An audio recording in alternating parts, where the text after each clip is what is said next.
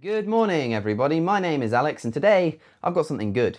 Or have I? You see, according to this guy, goodness, and by extension evil, can't exist without invoking some kind of god, which means that not only does the problem of evil not damage the plausibility of theism, it actually works in its favor.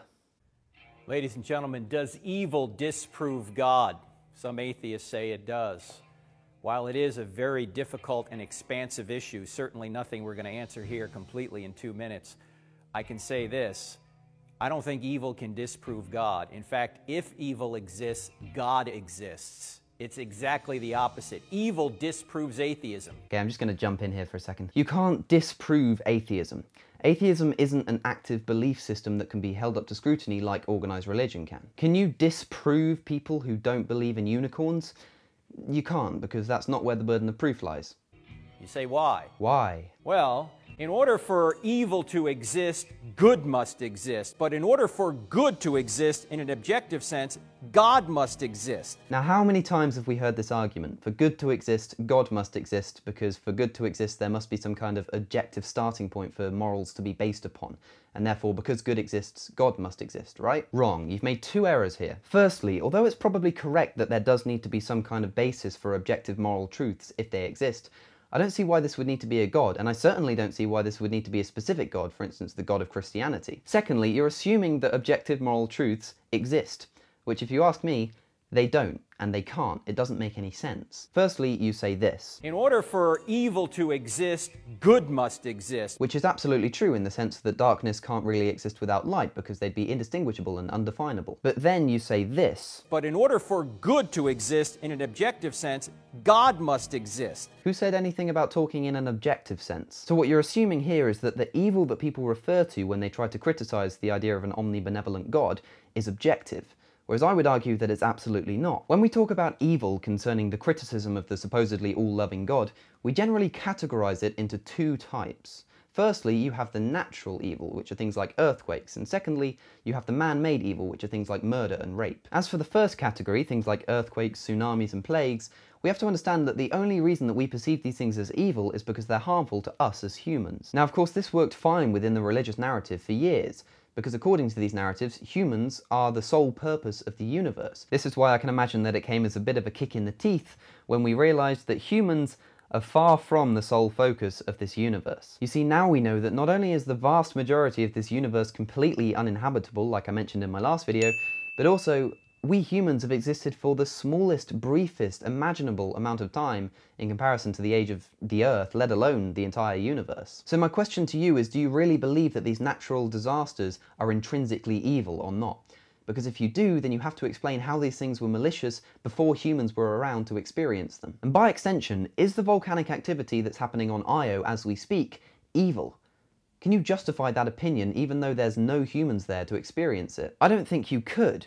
And that's because the reason that we regard these things as evil is because they harm us. Bearing this in mind as we move into the second category of evil, we need to think for a moment about why things like stealing, rape, and murder are morally wrong. I think it can be sufficiently argued that the morals of human activity are entirely subjective. Now to this, in order to try and prove God, people will often say, well, you know that rape is wrong, you know that stealing and murder is wrong. But where do you get that from? What do you base that upon? There must be a God. But to that, I simply say that we've had millions of years of social evolution, not to mention the moral principles that have been ingrained in us since we were children by our parents and teachers, and that this is what led us to have our moral beliefs today. And we're not only talking about evil here, these same arguments can be said for things like kindness and empathy. When our ancestors were living in tribal conditions, being able to empathize with other members of the tribe led to more loyalty when it came to defending each other against attacks. What this means is that the life of this tribe would be preserved and go on to reproduce, passing on its moral teachings about empathy. And so fast forward a few generations and we arrive at today, where we as humans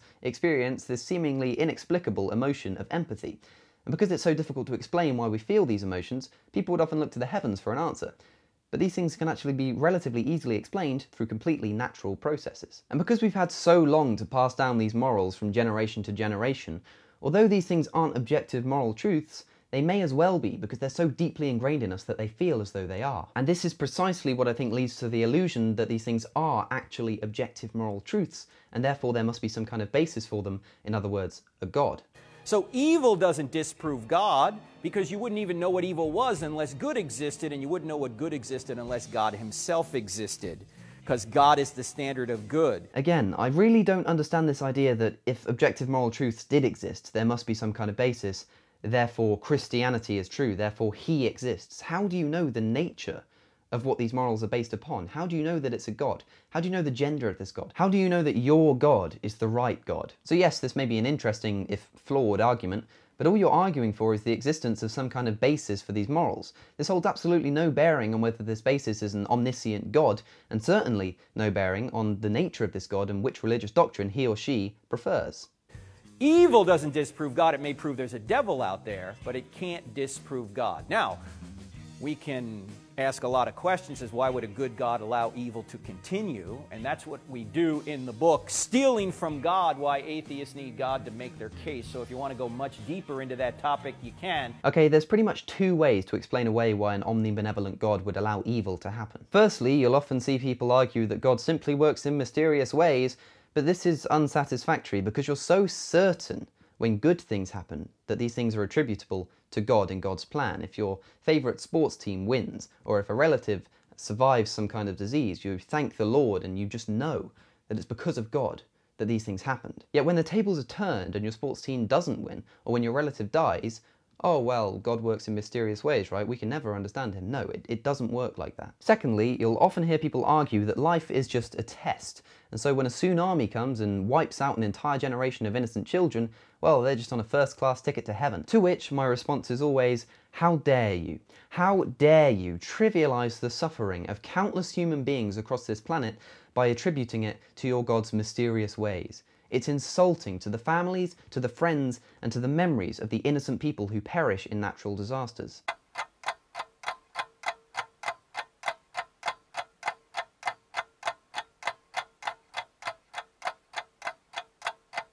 Trust me, if the God of the Old Testament exists, I don't think he cares as much as you think he does about your earthly well-being. But the main point here is evil can't disprove God because evil requires good and good requires God. Again, here's the point to drive home to people who use this argument.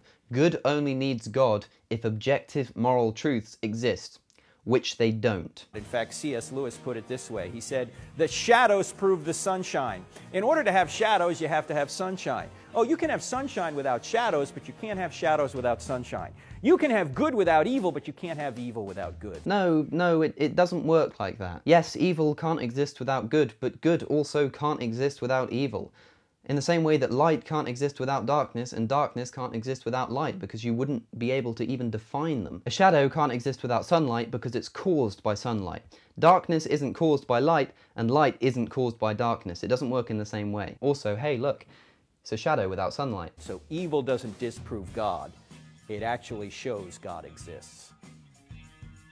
I do see this argument crop up all over the place, but it always relies on the fatal assumption that objective moral truths exist. And to elaborate on why I don't think they do, I was recently reading an interesting philosophical thought that if oxen were to imagine gods, those gods would probably be in the form of oxen. If cats imagined gods, their gods would probably be cats. And if cows imagined gods, their gods would probably be cows. And if these cows developed religions, their religions would probably tell them not to kill other cows because it harms the species, in the same way that we feel that we morally shouldn't kill other humans because it harms our species. Yet if you think about our moral compasses, we kill cows all the time, because not only does it not harm us, it actually helps us in the form of eating meat. And so to me, this is just further proof that morals are entirely subjective to the consciousnesses that are judging the right from the wrong. And if you think about it, this can be used to explain why, despite the fact that there are some morals which are pretty much universal amongst humans, some of them have much more blurred lines. Think about issues such as abortion, think about issues such as homosexuality. The reason that these moral discussions have such blurred lines is because people aren't quite sure if they harm humans or not. In the case of homosexuality, for instance, a lot of people can't make their minds up as to whether the rights of homosexuals are infringing on those of heterosexuals. Of course, I don't believe that they are, but because of that blurred line, it leads to a moral blurred line. And with abortion, the big debate is always, is a zygote a human being? If it is, then by having an abortion, you're killing a human and therefore harming our species. And if it's not, then you're not. And again, this is just a moral blurred line caused by the fact that morals are entirely subjective as to what harms us as a species. And all of these things lead to the logical conclusion that there are no such things as objective moral truths. So in conclusion, while evil might not disprove the existence of God, it certainly doesn't do the opposite either. Before I end this video, I just wanted to say a big thank you to two individuals who've both created new logos for me, one of which you'll see at the end of this video, and one of which you'll see over my social media and by my name below this video. It was an absolute lifesaver because I'm terrible at graphic design, so I'm going to leave their websites here, and I think you should definitely go and check them out. But anyway, that's the end of the video. If you want to follow me on social media, my links are here, all at Cosmic Skeptic. I've been Alex O'Connor. Don't forget to subscribe. Thank you for watching, and I'll see you in the next one.